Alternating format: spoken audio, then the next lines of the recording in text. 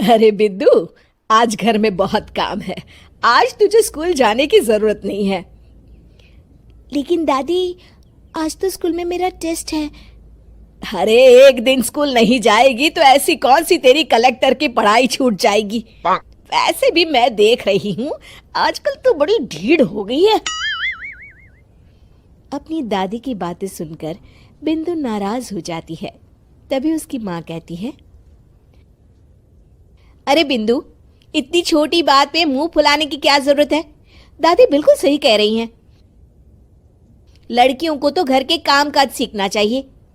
अरे बहू, रमेश के लाड़ प्यार ने इसे बिगाड़ रखा है। कम से कम तू तो मेरी बात समझती है। अच्छा, मेरी पूजा का समय हो गया है, मैं पूजा करने जा रही हूँ। इतना कहकर रमेश की माँ वहां से चली जाती है। इस तरह बिंदु की दादी और माँ दोनों अक्सर उसे घर के कामों में ही उलझा कर रखते थे। कुछ दिनों के बाद राजू और बिंदु के 10वीं के रिजल्ट्स आते हैं। दोनों बच्चे दादी को अपना अपना रिपोर्ट कार्ड दिखाते हैं। शाबाश मेरे लाल, तू तो बड़े अच्छे नंबरों से पास हुआ है। तभी बिंदु कहती है, दादी, मैं भी अच्छे नंबरों से पास हुई हूँ।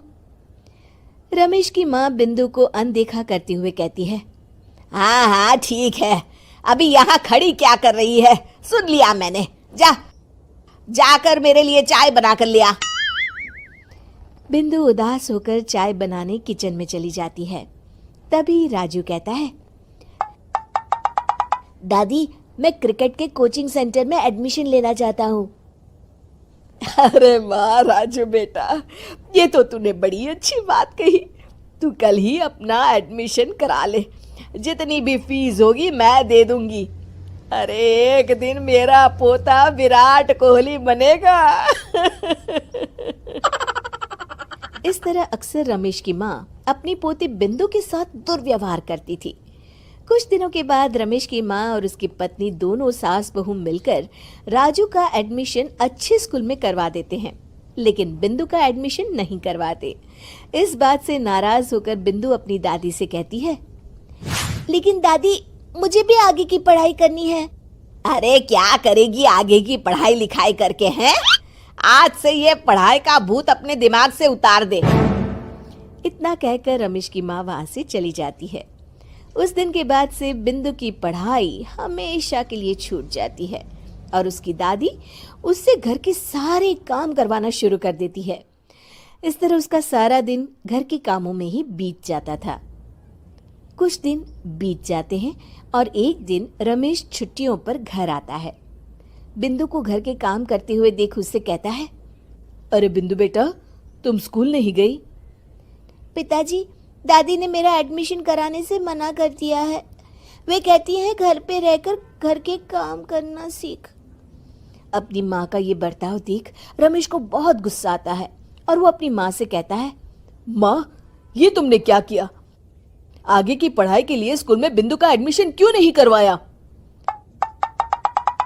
अरे बेटा, लड़की जात है, ज्यादा पढ़ लिख कर क्या करेगी?